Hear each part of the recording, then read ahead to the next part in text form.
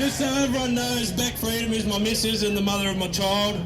We organised this event together. It all kind of just incidentally fell on Beck's lap, and it got way bigger than expected.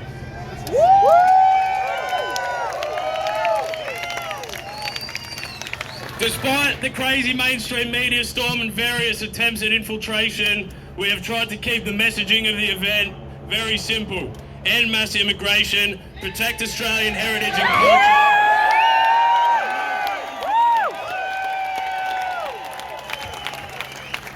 That has been our messaging from day one. It has not changed at all. That was on the original flyers, and that's what this is.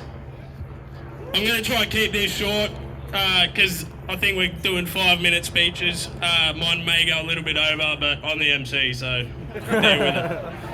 Some background on me. I'm a proud Australian nationalist who grew up in the southwest of Sydney. Over the years, I've explored different ideologies. I've been a conspiracy researcher. I've had social media accounts deplatformed and doxed. I've been an anti-lockdown and jab mandate protester, but through all of it, I've never wavered on being a staunch Australian patriot and nationalist.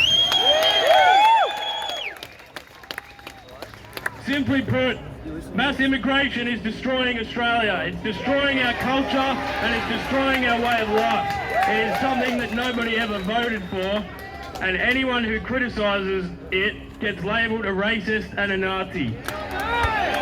Most normal Australians believe that the numbers are getting out of hand. Last week, Ben Fordham reported that there are 1,500 new arrivals coming per day.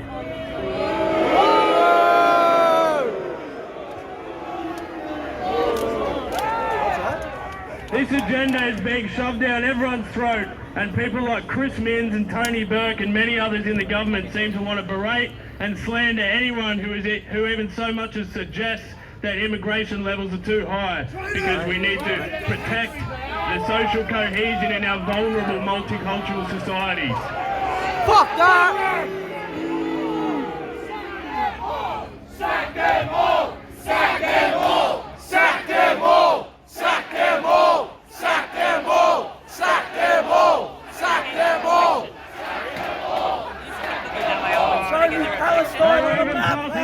Violate free speech in order to protect multiculturalism. So that's why it's so important for us to stand here today and give a patriotic display to show these cowards in the government what real Australians think.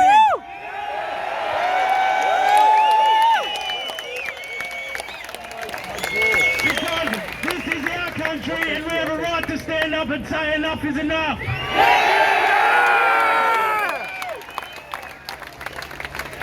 When I walk around Australian cities and suburban areas today, it doesn't feel like the country I grew up in anymore. I always hear foreign languages and foreign people stare at me with hostility. Certain suburbs have been completely overrun with enclaves of certain demographics that are incompatible with Australian culture and ways. We see them create huge families and then use our welfare system to their advantage. It's becoming increasingly obvious that many of them have no intention of assimilation. In fact, it seems like they want to dig in and expand. Fit in or fuck off!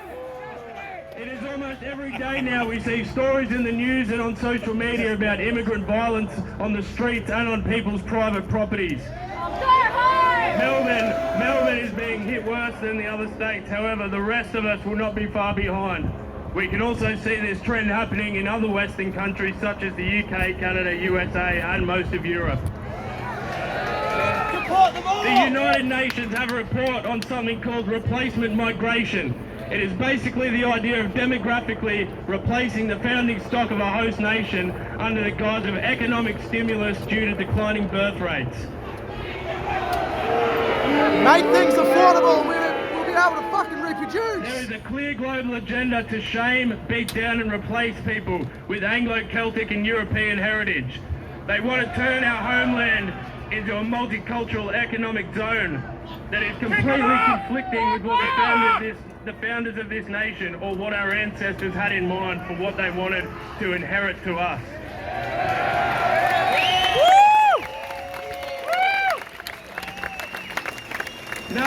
identity is a very important concept. If the founding stock of Australia becomes demographically replaced, will it still remain Australian? No! Whether you like it or not, Australia is a British nation. The people who found it European blood, and they built it.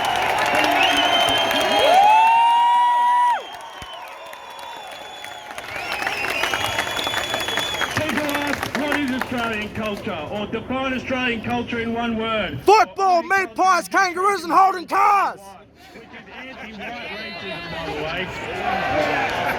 We hear this rhetoric a lot from the far left who want to erase our culture and heritage by vandalising statues, among other things. Fuck those losers! Australian culture definitely cannot be defined in a single word, and it's something that every Australian naturally feels within them. Australian culture is a unique concept, and it's a way of life that boils down to the way we talk, our language and dialogue, the way we look, the way we dress, our work ethic, our building style, our behaviour, our food, our music. Fucking oath! Flows downstream directly from our British European heritage, but the unique Australian culture can only be found here. It's not something that can be worn or acted, it's just the way we are. Aussies do it best! Love it or leave it! Iconic snapshots of Australian culture that I can think of off the top of my head are the Gold Rush, the Eureka Stockade, architecture, any Australian band that you may enjoy, sheep farming, sheep shearing, wood chopping, hunting, camping, fishing, boating, surfing, cricket, footy, mullets, cattle farming, Australian sense of humour. All of this is part of Australian culture, and the list would go on and on and on. We, the people of Australia, are the Australian culture. It is within us.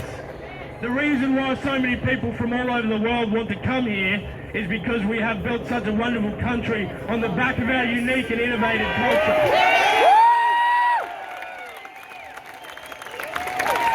If we had no culture, they wouldn't want to come here. There is no magic soil that makes this country great, it's the people in it. And our culture will be eroded. We are told that the people coming into our country are minorities. However, many bodies of research would suggest that white Europeans are actually less than 10% of the world's population. Every other race of people have their own ethnic homeland, but the only ones who have to share their homelands with the rest of the world are European countries, who only make up less than 10% of the world's population, maybe 12%. The idea that we have to help the minorities is a complete farce.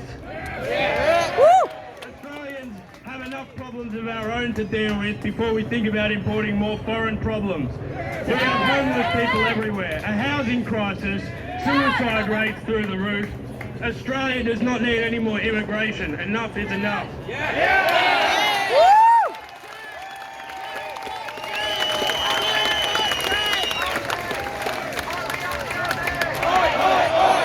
Today we stand together as Australian patriots and we say it's okay to fight for your culture and heritage. It's okay to protect our children's future.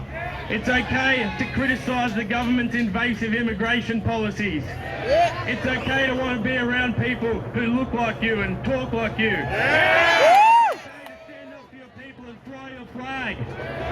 It's okay to want your kids to grow up in a society where they're not minorities in their classrooms. Foreigners just to get into the rental market or the workforce. We must fight this fight, not just for ourselves, but for our kids, our grandkids, and our grandkids' grandkids. Just like our ancestors did for us when they built the greatest country in the world in less than 200 years. Australia is absolutely worth fighting for, and it is worth protecting our people, our heritage, and our unique culture. Before I start introducing and bringing up the other speakers, I just want to thank everyone for coming. I want to thank Beck Freedom. She's an absolute legend who has been put through hell for this event. I want to thank Master Australia and his friend for the promotion and logistics. I want to thank all the people on social media who backed us up and supported this event. And I want to thank all the other state organisers who have put their necks on the line for this event and have been publicly scrutinised by the media. Fuck the media! Thank you.